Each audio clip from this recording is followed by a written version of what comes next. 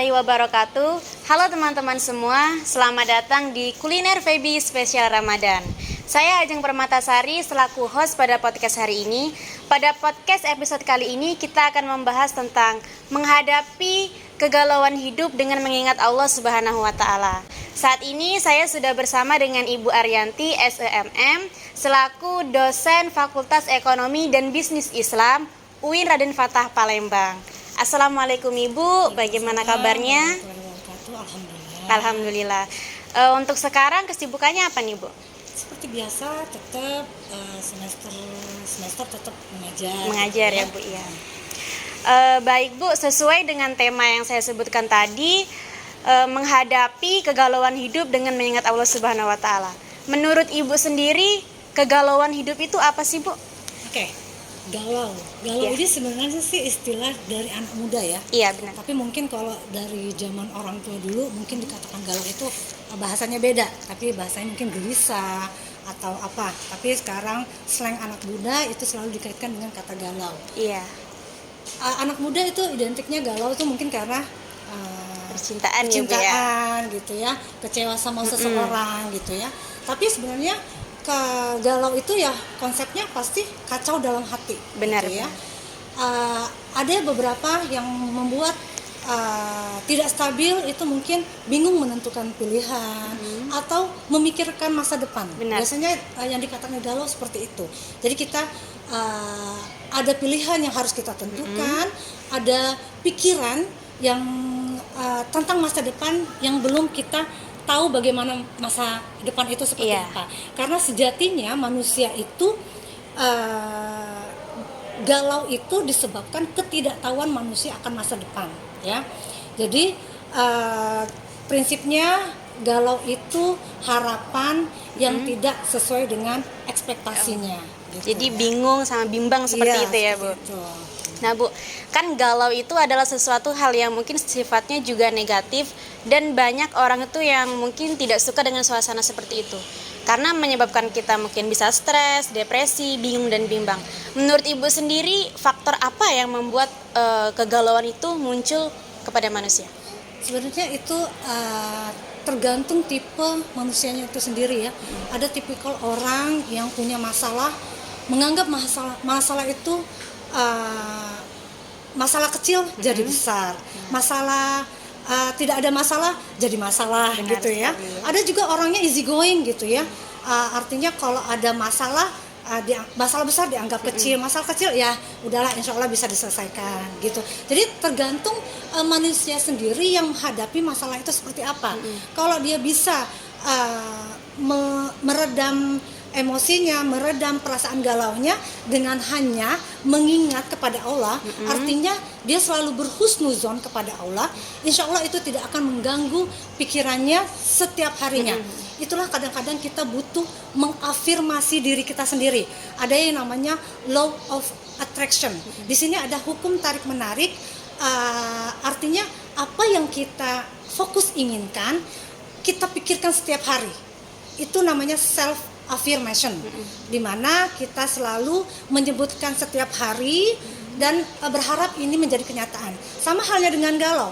Kalau setiap pagi kita selalu mengafirmasi diri kita sendiri, hari ini saya harus bahagia, hari ini pekerjaannya saya harus selesai, hari ini setiap kegiatan saya selalu diridhoi oleh Allah.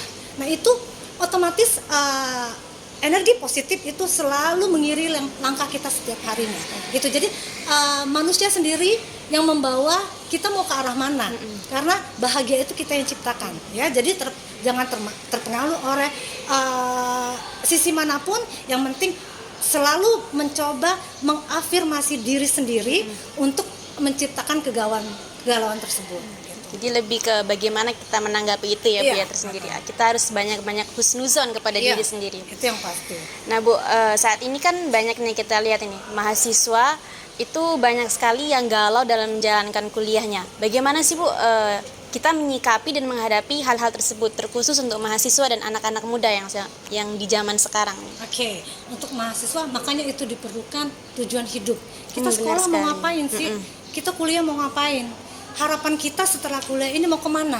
Itu dulu yang saya bilang tadi, afirmasi ya. Karena kalau orang selalu mengafirmasi dirinya, mungkin dia akan mencatat cita-citanya itu mungkin di depan kaca yang terlihat dia setiap hari. Benar sekali. Otomatis dia akan pikiran terfokus pada tujuan hidupnya. Mungkin dia bikin setiap hari di dinding kaca, dalam 6 bulan harus bisa ujian munakosah seperti itu. Terus dalam 6 bulan misalnya sudah bisa hafal juz 30 seperti itu. Itu dicatat dan dilihat, otomatis itu akan terlihat kita setiap hari. Misalnya di depan pintu, di depan kaca atau apapun. Itu yang namanya hukum tarik menarik ya, sama seperti self affirmation tadi sama law of attraction tadi. Nah, itu mahasiswa juga harus menentukan. Kita pasti ada target kan. Kalau kuliah harus selesai 4 tahun paling lama kalau untuk anak ekonomi. Nah, itu selalu ditanamkan terus. Artinya dengan selalu mengafirmasi diri, otomatis setiap hari kita akan punya target selesainya kemana. Jadi itu yang penting, selalu menekankan tujuan hidup kita dan harus punya target, itu yang pasti. Kalau sudah punya tujuan hidup tapi nggak punya target, udah sampai 5 tahun, 6 tahun nggak kelar juga gitu kan. Jadi harus selalu menempatkan target di setiap cita-cita ataupun program yang akan dilaksanakan. Jadi tujuan dan target itu harus seiring ya, Bu ya. Iya. Baiklah teman-teman, itulah tadi mungkin pembahasan dari podcast kita tentang bagaimana menghadapi kegalauan hidup dengan mengingat Allah Subhanahu wa taala. Banyak sekali ilmu yang sudah disampaikan oleh Ibu Ariyanti dan pastinya banyak hal-hal menarik yang bisa kita jadikan acuan untuk kehidupan sehari-hari.